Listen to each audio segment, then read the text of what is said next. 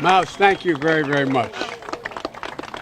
Thank you. Can I, before we start, hey, all the kids, you want to come up here and listen? Come on up here. Come up behind me. Because I'm not holding up between them and the pool, man. Come on. My name's Joe Biden, Vice President Biden. Everybody come on up and stand with me. What's your name? There's okay, Cherry. Look, folks, I want to set the record straight in a couple things. I'll wait till everybody gets up here. Hi.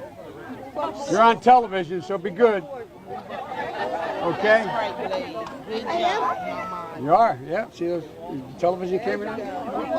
Hi, Mommy. That's it.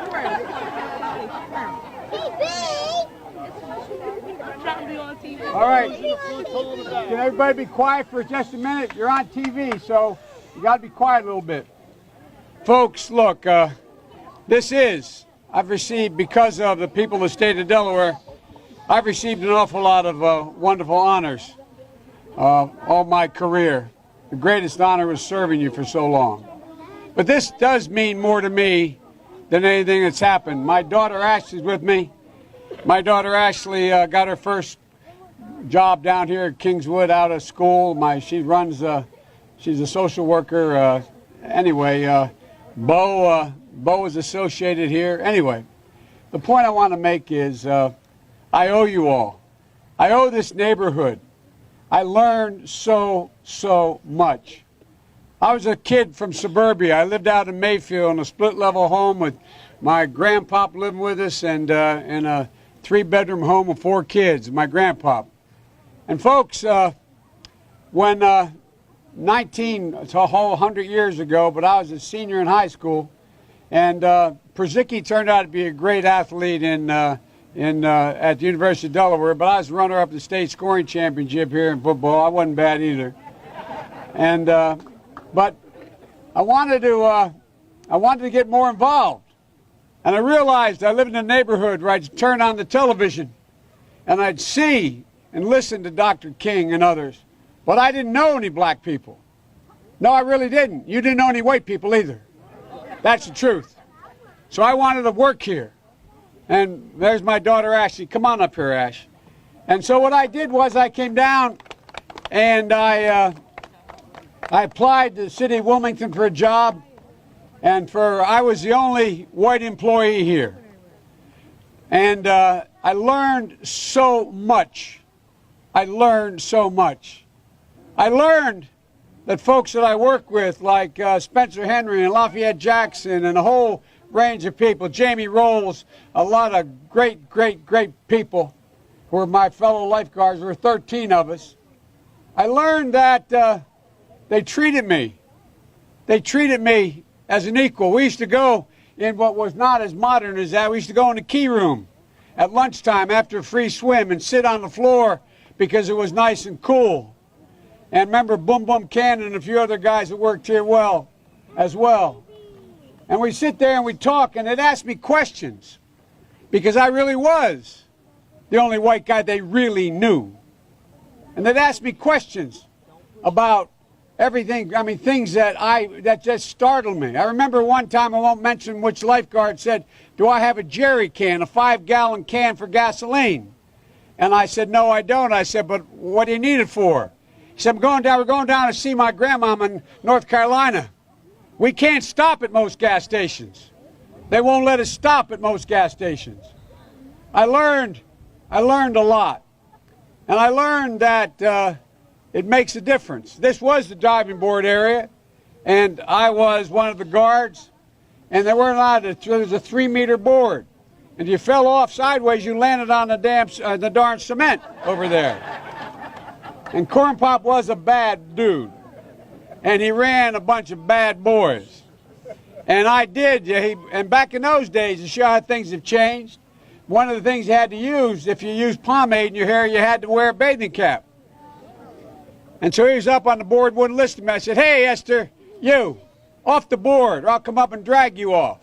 Well, he came off, and he said, "I'll meet you outside. My car, this was mostly, these were all public housing behind it.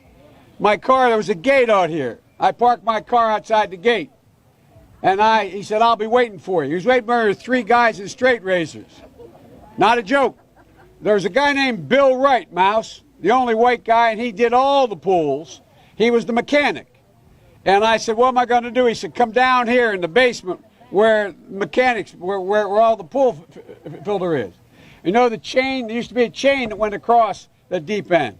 And he cut off a 6-foot length of chain. He folded up, he said, you walk out with that chain.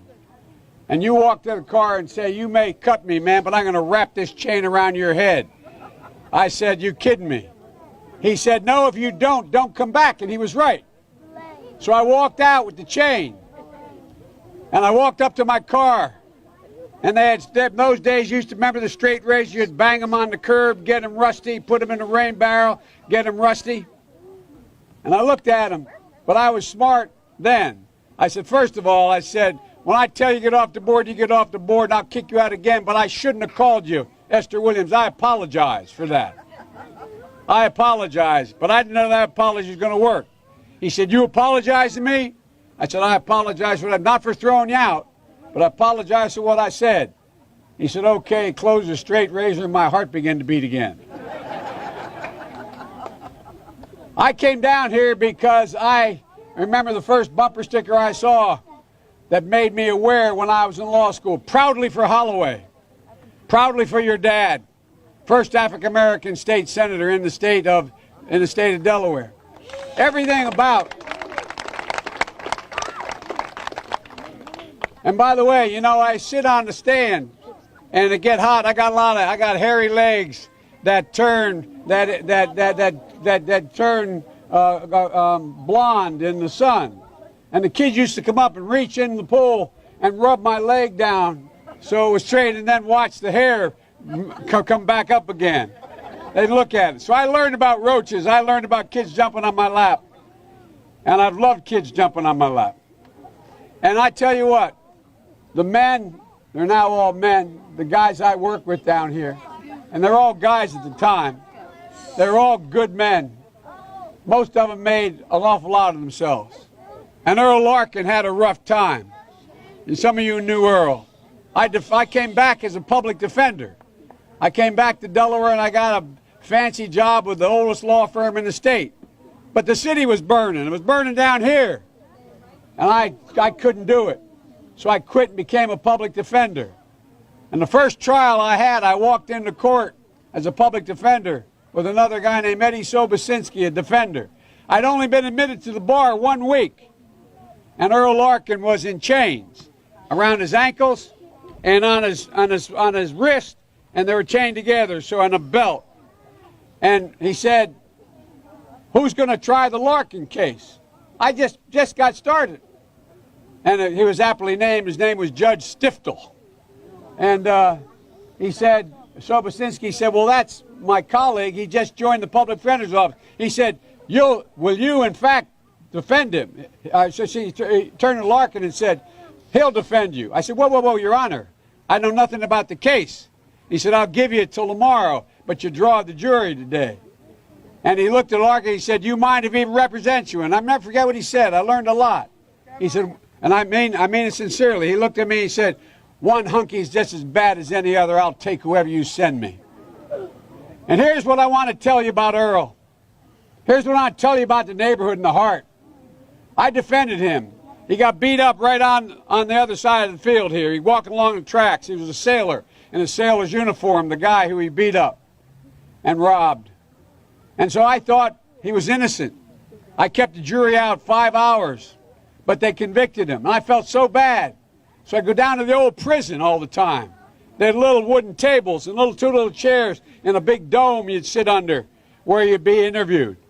And I was sitting there, Councilwoman, and the third time saying, I'm appealing this case. And finally he took the table and he flipped it up and he said, jumped up, and the guards came and grabbed him. He said, don't you understand, Joe? I did it. But here's the point. He cared about me. This is a man who saw me bleeding because I saw this guy going to jail and I thought he was innocent. There's character. even in great problems. There's so much character in this neighborhood. There was so much character back then, too. So many people didn't get a shot. So many people didn't get a shot who could be standing right where Lisa's standing today a lot earlier, could be standing where I'm standing today. Let me end by saying,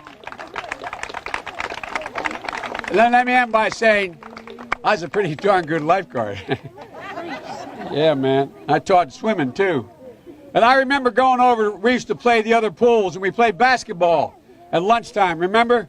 We went over to Riverside, we played, and someone on the other team threw the ball to me by accident. And they looked at me and said, "Oh, God, I thought you were on my team." I'm thinking, I'm the only white boy within 20 miles. Remember, I'd get invited down to Baby Grand. I walk in and say, "Who's this guy?" And they say, "He's ours. He's ours." You've always had my back. The neighborhood's always had my back. And God willing, I've always had your back. And I'll always have it as long as I'm around. I love you. It's a great honor. Thank you very much. And if I were still a lifeguard, I'd say, time to get in the pool. Thanks, everybody. And Councilwoman, thank you so, so much for this honor. Thank you. So how you guys doing?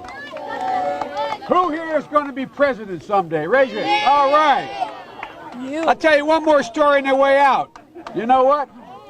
There was a guy, when I first started, black folks weren't even allowed to vote very easily.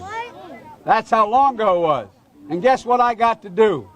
8 years ago, I got to be in the Wilmington train station, looking over the 3rd Street Bridge that had been burned to the ground, most of it, thinking nothing was ever going to get any better 40 years ago, waiting for a black man to pick me up, to take me 124 miles to be sworn in as President and Vice President of the United States. That's progress. We can make more. God love you all. What's your name?